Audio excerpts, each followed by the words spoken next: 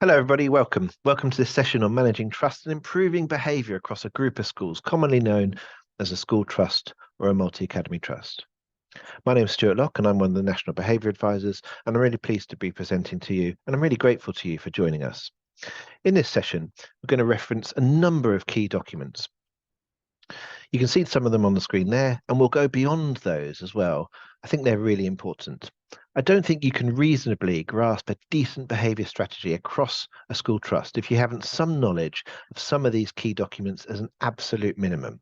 Others as well, but certainly the documents by Timpson, the Department for Education, and the EEF seem really important to me.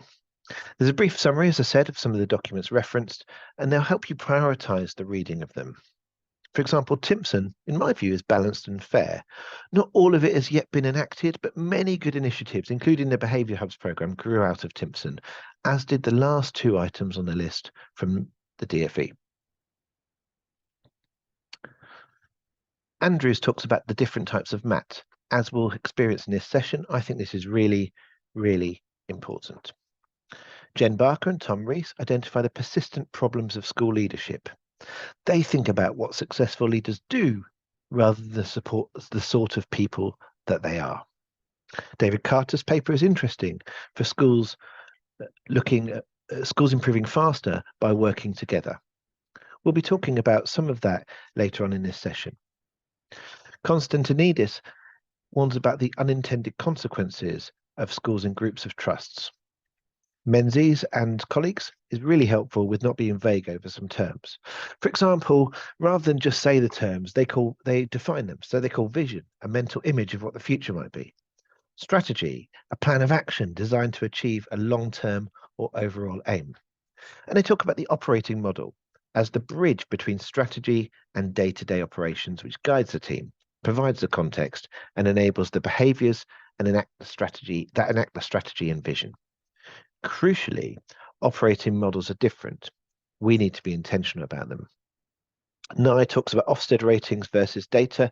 This is useful to explore what we're aiming for. What is it we want from improving behaviour? And it highlights in that paper that even with very good Ofsted ratings, outcomes can be very varied. The Department for Education documents on behaviour and suspensions and exclusions you'll be familiar with, and it's really important that as school leaders we know those documents inside out. So across this session, I'm hoping we will learn about what research can tell us about effective trusts. I think that's a really important prerequisite for improving behaviour. The key factors to bear in mind in improving behaviour across trusts, the highest leverage actions to improve trust strategic leadership of behaviour, and whole system change strategies to improve behaviour. We need expert leadership in our most challenging schools to deliver system change, including expert knowledge on strategies to affect changes in the quality of behaviour across multiple schools. So when thinking about how we do things in education, in my view, we can be poorer at being clear about what we're doing. So at the start of this session, and bear with me, I'd like you to think about an activity about intentionality. You can do it with your teams as well. Too often, in my view, the curse of expertise, that expert school leaders have knowledge that they take for granted and they don't remember how that knowledge was acquired.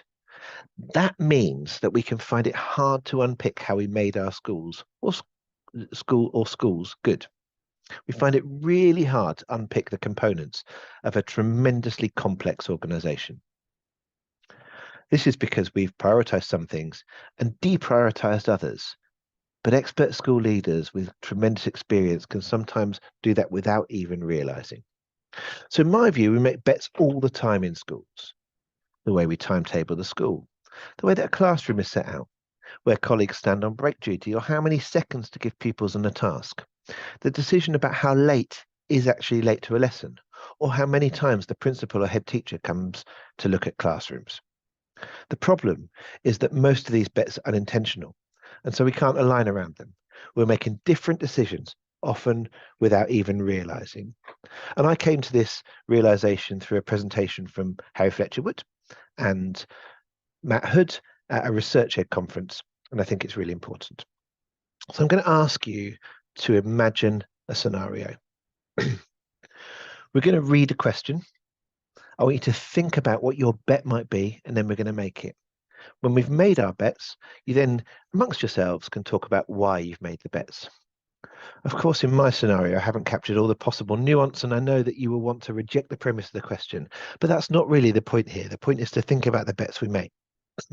And while one might reject the premise of the question, here I'm interested in, as a broad brush, where we stand, and you should be too. Here's the question. I'd like you to consider it for a minute and decide on your bets. In a minute, you might want to write down the bets to compare with your colleagues, but please don't do it early or in front of each other, as you might affect each other's bets. So the question is behavior best managed by individual relationships or systems? And of course, the answer might be somewhere in the middle. Generally, it's not a great idea to put a load of fives here, because just saying it's in the middle means we haven't thought very carefully about it. When I'm doing this activity live, I tend to say I don't like fives. So we think of our bet and then we create a number there. I'm going to give you a few minutes, and you might want to pause a few seconds, and you might want to pause the recording to just consider where you stand on this.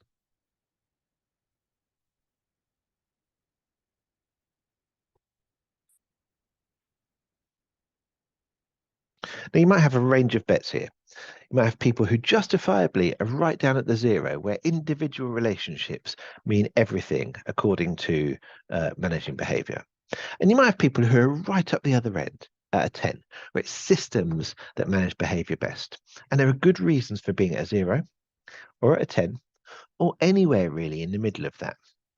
Now, the question obviously represents a bit of a false dichotomy, but it's a good example, or it can be a good example when we start to talk about it, of how different schools and different trusts make different bets. And I think that's important.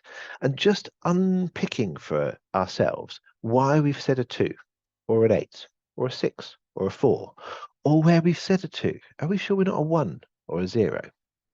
Is an interesting question that allows us just to explore if different people are making different bets within our organization.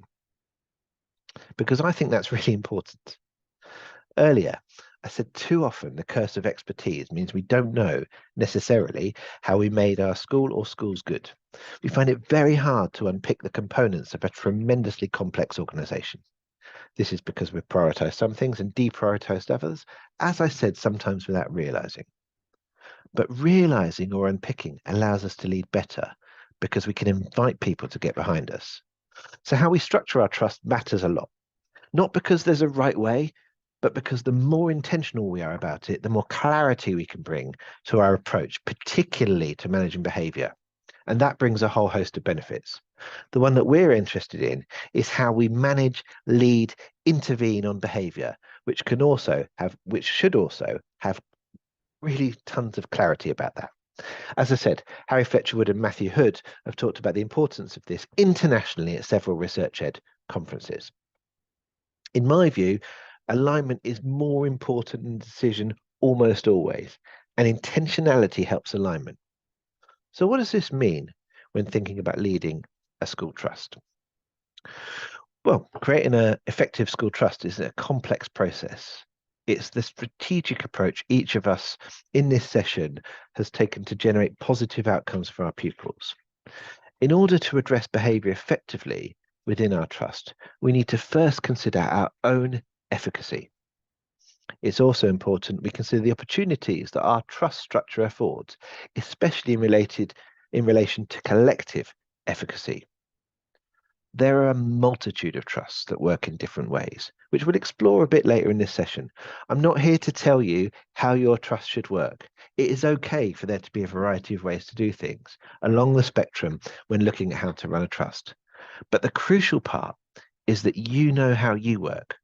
I know how my trust works, and why we've taken the decision to work in that way to arrive at the best possible outcomes for pupils.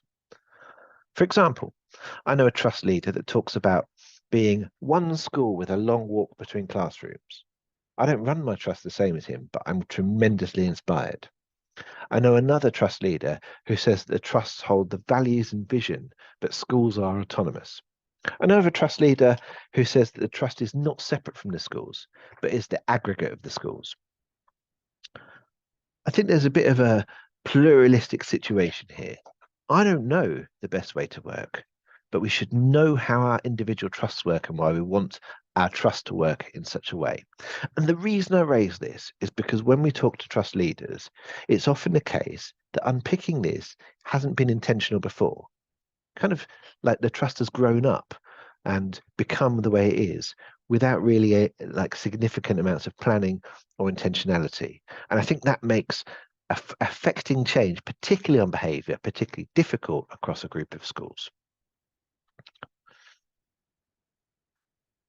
It might be worth pausing the video at this point to just think, how does your trust work and what are the complexities?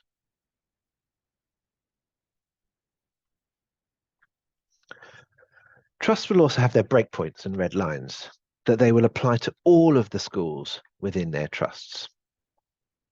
Their vision and mission can direct their work. The level of consistency demanded of each school can differ, along with the method of achieving consistency, which we've put here as central direction versus collaborative convergence. And we have our important breakpoints and red lines. For example, at the trust which I lead, the breakpoints and red lines are as follows. You have to have knowledge and follow our curriculum or justify why you don't, so that other schools can copy you if you have a better bet. You have to do linguistic phonics. You have to have codified ways of ensuring school is productive and leaders take responsibility. You have to have pupils with something to do 100% of the time and not just activity related to learning in the curriculum that we described.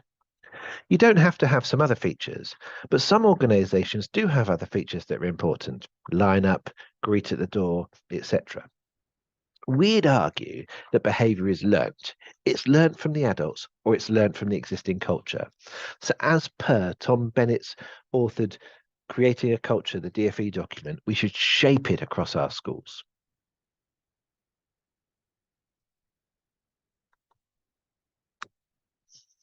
On this slide, there's a limited amount of research to back up this slide, as popular as the view is. But let's explore the research there is. Education Policy Institute are looking at what constitutes effective school groups, but they're looking at school groups rather than looking at trusts specifically. The Confederation of School Trusts makes this point and questions the relevance of its work to trust, the EPI research. But they have a four-pronged view in what effective means, and it includes workforce, inclusion, finance, and people outcomes. It's probably the closest current research to being useful, but it does have its limitations. There's the Odd Report, which looks into different features of effective trusts, usually pupil performance. For example, the Multi-Academy Trusts Benefits, Challenges and Functions report, and that can be found at the publishedservice.gov.uk website. There are definitely some things that we can extrapolate from research into schools and use when looking at trusts. For example, there's a lot from Rob Coe's work which will be relevant. It doesn't highlight what trusts specifically have the power to do over single schools or school groups.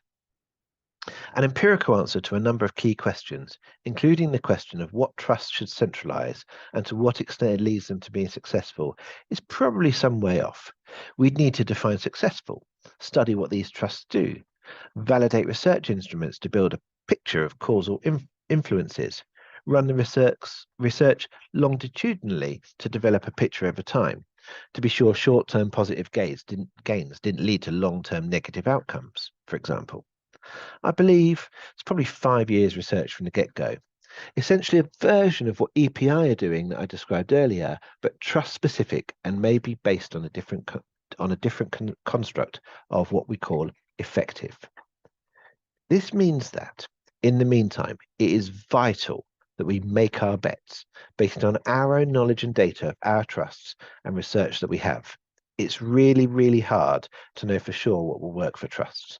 That's a crucial takeaway.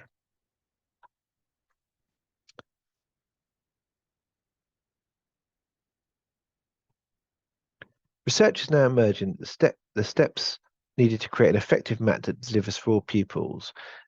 It's the coherence of a MAT's vision, strategy, and operations that predicts success. Like that is emerging. It's in Andrews, and it's useful to bear in mind. But nonetheless, there's the qualifiers that I've just described for you. So what I would do, either in pausing the video or back with your teams, I'd encourage you to interrogate this thinking. But before we do that, as I just flashed up, we do need to bust a few myths. Recent research does allow us to challenge some of the long-held assumptions about trust effectiveness. Some of these myths appear to be grounded in common sense. For example, geography. Schools that are geographically clustered make for more effective partnerships. But the data shows there's no clear relationship between pupil progress at Key Stage 2 or Key Stage 4 and geographical isolation across a trust. That's challenging for me because it's something that I've really valued, but nonetheless, it's true. School type. Regardless of whether a school is a converter, sponsored, or anything else, the evidence shows that resultant progress correlates only to the characteristics that would have led to sponsorship or conversion. Growth. There's no clear pace of growth that leads to pupil progress. Phase mix. There is some evidence that trusts with a mix of phases are more likely to show improvements in performance from Key Stage 2 to Key Stage 4, but the causation is not clear and impact is not strong enough to suggest this is an essential or perhaps even desirable element. The huge positive to this is that by implication, the more concrete characteristics of a trust are not consistent precursors of effectiveness. Each of us therefore has the possibility of becoming highly effective. It's also worth us considering the process of implementation here. In my view, leaders need to spend time on alignment and execution or implementation, including having leaders who take responsibility. Amanda Goodall, not listed in our first slide, talks about technical leaders being the best leaders because they have credibility. So if one's line manager can do one's job, one is likely to be more effective at that job. But also, one is likely to be happier, retention rates are much higher, and one is likely to be much more productive. Annie Duke talks about increasing the knowledge available to select the best bet and points out that often the collective knowledge in the institution can be harnessed to improve the approach, decision, or bet. So it is good for leaders to listen, and it is likely that very few things are a quick fix. When I say it's good for leaders to listen, one of the best trust improvement strategies that I recommend often is an anonymous staff survey. It's hard to hear the outcomes. It can be personally hurtful to leaders, but it's really super helpful to improving all of our schools. This is a model taken from Michael Barber on his book on running a good government. He explains that there's often an implementation gap, and it can be too easy to jump off early or get demoralized when implementing new strategies. And quite often we see this in schools. Yeah, 6 months, it's not working, so we jump off and do something else. Peps McRae outlines similar in adapting a graph from James Clear's Atomic Habits that you can see here. It gives us, as I say, similar insights. Most positive things we do in schools are likely to have impact over a significant amount of time. We therefore have to trust our decisions and focus on implementation. This is really hard if we don't know exactly what we're doing. Indeed, in some schools, we can have impact without really understanding what we did. It feels like an accident or just the way things are or what we do, which takes us back to the curse of expertise that I described earlier. The idea that expert leaders have assumed knowledge that they take for granted, but they forget how they acquired it.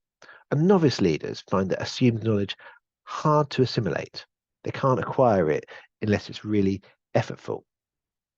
So we need to unpick for our schools in our trust exactly what our approach is, what the purpose is, and think carefully about implementation so that we can collectively trust that impact will happen over time and avoid jumping off onto something new too quickly. McRae's diagram reinforces that the problem here is that because we can be driven by adrenaline, we may need a new thing to motivate us as a school leader. But in my opinion, one aspect of really great school leadership is doing something as well the 50th or 500th time as we did it the first. And driving that across our trusts and in all of our schools is super important to have impact. So again, comfort can be found in the research base. We do not each have to approach things identically in order to create trusts that have effective behaviour across our schools. But we do now know what the key levers are that enable us to develop effective plans. MATs have different aspirations for ultimate levels of consistency they wanted to see across their schools. The emerging research is clear. Although predicated on pupil progress, it translates palpably into behaviour. So curriculum. We must know our context, our pupils, our communities, in order to generate the highest leverage academic curriculum. The resultant benefits to behaviour are known and long-standing.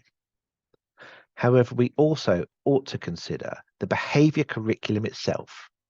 Do we teach our behaviour expectations in our schools as explicitly and consistently as we do our academic curriculum? In my experience, the answer is currently no. As a leader, accepting the complexity of creating strong and clear norms is an important place to start. Working with your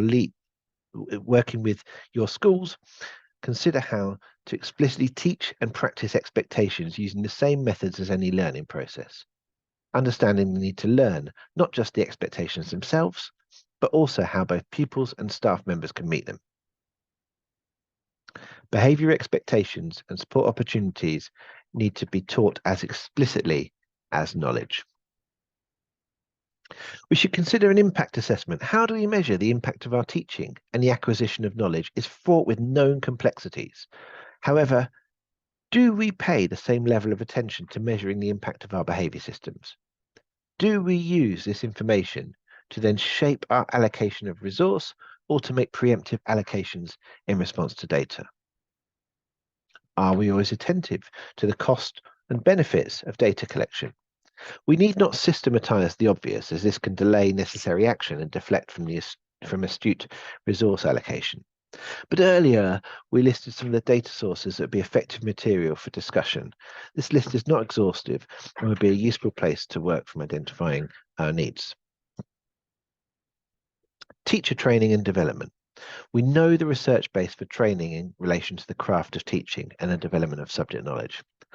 However, the interdependence here with skillful behaviour management is perhaps the most obvious of the three levers.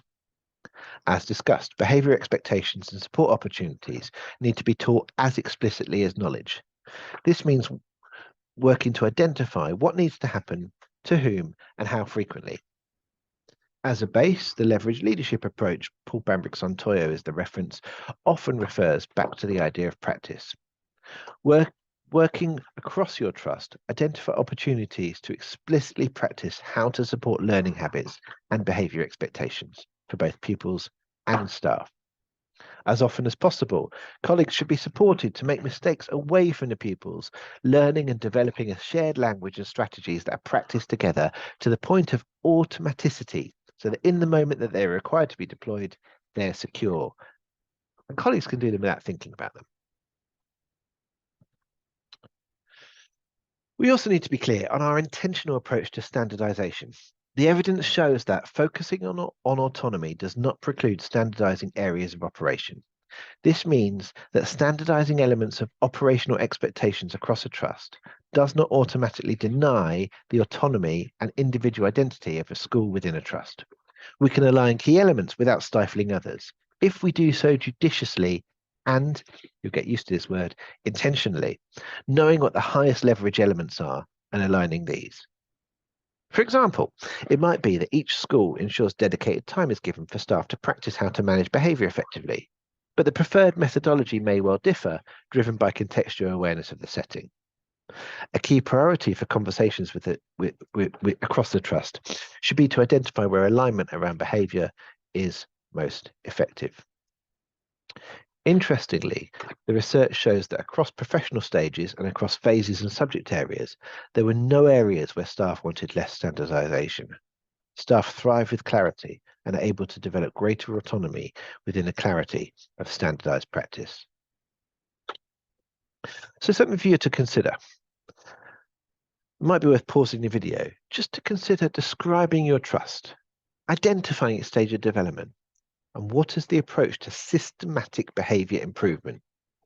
It would be useful to do that over a period, I would say, of between 15 and 20 minutes, just to consider where the gaps are.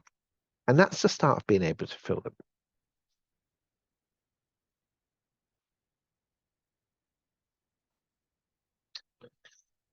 For our starting points, a key question: how do you want behaviour to look across all of your schools?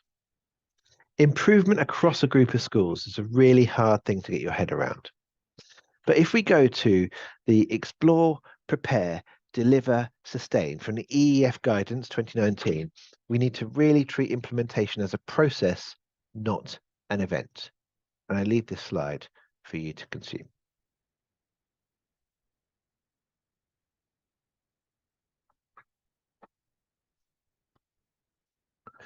We can be guilty in education of paying heed to the biggest headlines.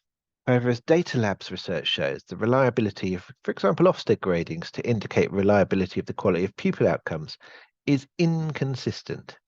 As we saw when discussing the key levers, that which is true for progress is also true for behaviour. Nye says, even in trusts with the greatest proportion of highly rated schools, there is quite a spread of progress scores, but there is correlation between the measures, and that's perhaps more obvious at secondary. So think about your structure of your trust. Is your trust a long walk between classrooms? Is it that the trust runs the schools? Is there a version of aligned autonomy, and what do you mean by that? Are the schools autonomous? And perhaps crucially, have you made the decision?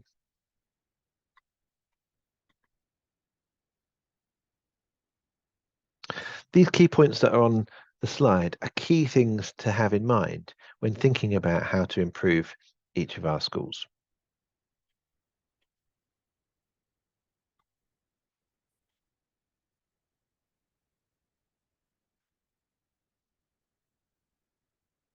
Theory of change is something I've come across a lot recently and didn't in the early stages of my career. And really what I think about is we need to be really clear about what we want to see and keep coming back to it. And writing it down makes a difference. It means it's easier to keep coming back to, and it anchors us with our ambition. Whereas it's easy for us to allow ourselves to be swayed in the middle of some really quite intense and hard work of implementation over time.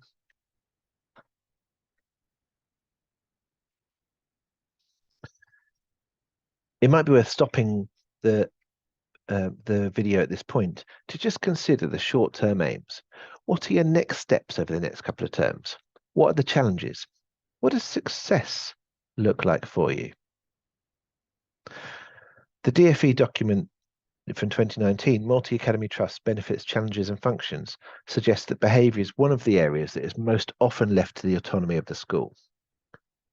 I would say that if you choose to do this, you should be careful. But there is a question as to the extent to which this is the case. So what's the situation in your trust? What are your next steps? What challenges would you anticipate? And what would success look like?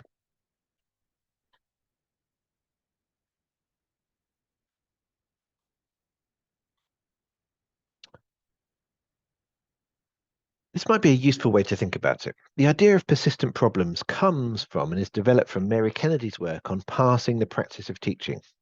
The point about persistent problems is that they are universal, controllable, and causal. If we work on them, we are effective in addressing problems, but they're never solved, and they're in every school, and hence in every trust. There are 5 persistent problems in Kennedy's paper on teaching. Approaching it from a similar lens, but looking at leadership, this is a list of persistent problems that Jen Barker and Tom Rees came up with in the first 2 chapters of the Research Ed Guide to Leadership. And I don't think it is helpful to change this list very significantly when talking of trusts, since trusts are a collection of schools. It allows us to consider the work that school and trust leaders do, rather than the sort of people they are. I've never seen a school go wrong and had someone reflect, it would be okay if the leader was more inspirational or visionary.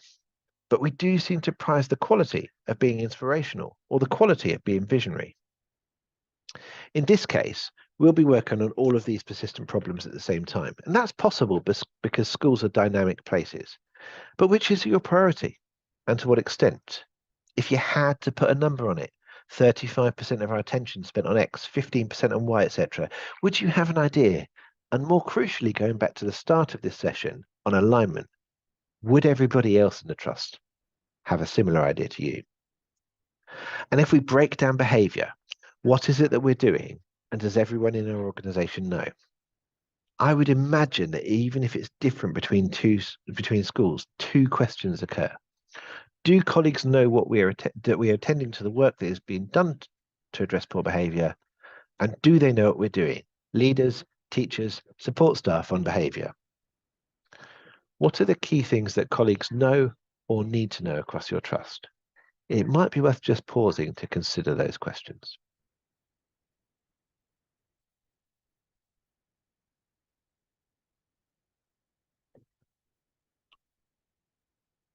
Whatever the problems schools and trusts face, the mechanisms and approach fall into these three areas.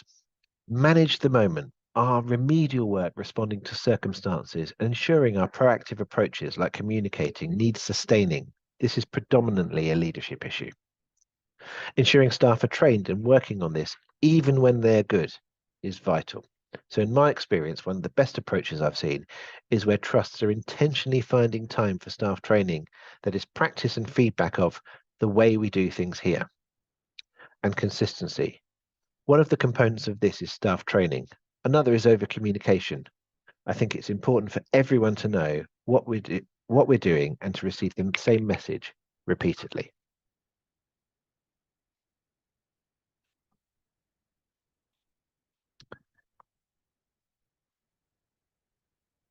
Key thing for us though, and I've put the things there, but key common problems. Who owns this? It is vital that a member of the executive team takes ownership and steers the development of behaviour. Without proper oversight and leadership, your trust will not get the most out of this development. It's intense. There are high levels of commitment required in order to improve behaviour.